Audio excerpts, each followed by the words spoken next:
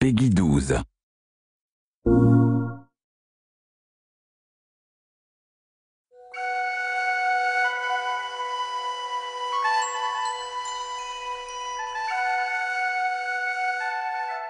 With traditional Celtic music, you have instruments like whistles and flutes, you've got bagpipes, Uilleann pipes, you have stringed instruments like mandolins and also hammered dulcimer. It has a very large range. So there are moments that seem very traditional and folksy, and then there's big epic moments that sound like, you know, a Hollywood film, and a lot of places in between that.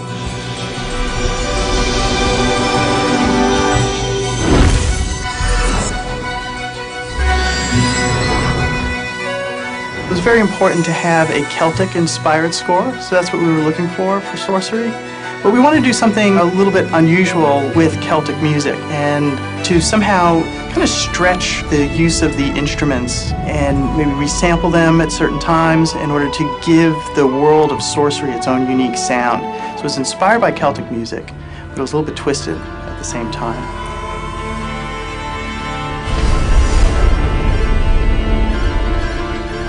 We have drums, we have flutes, we have something that feels kind of medieval. But at the same time, we didn't want to be limited to that. We didn't want it to feel like we were at a Ren Fest. And so when we spoke to the composer, we said, you have the license to bring in other sounds, to create a wider sound palette. And this wound up being essential to creating this feeling of magical strangeness of the world.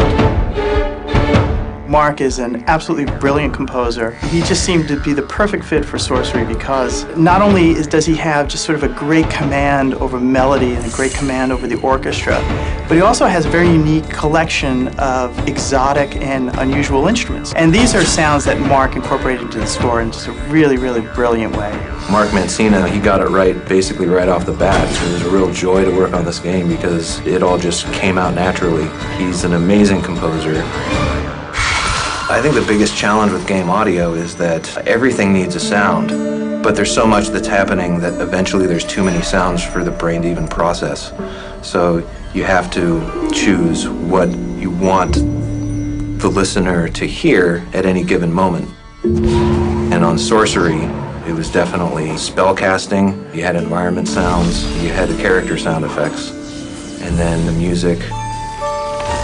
With the in-game sound, a lot of what we were looking for is to give the player clear cues as to what he should be experiencing at a given moment. And so we made a big distinction between exploration music and between combat music. And it was designed so that even if you don't quite realize that you're in danger, all of a sudden you start to get the beginning sounds of combat music starting up, and you're like, oh no. You start looking around because you get this feeling of, oh, the music is letting me know that I'm in danger, even though I don't quite realize what the nature of the danger is. The whole spellcasting system is based on natural elements, fire, wind, ice. We wanted to make sure that the sounds were natural, but also magical. We want to have the sound respond to the force that you're using. So if you really fling it, it's going to be a lot more powerful sounding than if you're just kind of waving it around. You feel it. It's not just something that you hear, it's something you feel in your chest when you fire it off. It's about the loudest the game gets is when you have a fire tornado and you're shooting arcane bolts into it. There's a level of destruction that is unmatched throughout any other part of the game, and it's really fun.